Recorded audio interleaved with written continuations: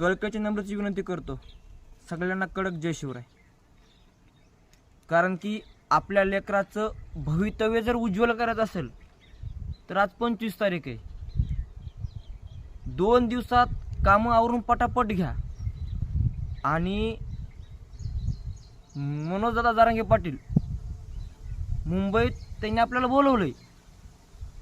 मग आपल्याला मुंबईत जायचं. ते कशाला जायचं माहिती सगळ्यांनाच. कारण की मराठ्याला सांगायची गरज नाही. कारण तो तलवार ढाल शिदा ताडपादरी सगळं घेऊन जाते.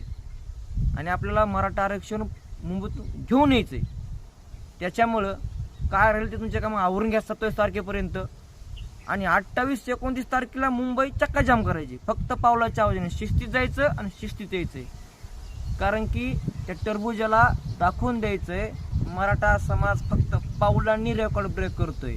जर तलवारीने ढालीन जर का विचार केला तर टरबुजा तुला पळायला जागा पुरायची नाही. हे फक्त ध्यानात ठेव. ते पण कसं पाटील म्हणतील तसं.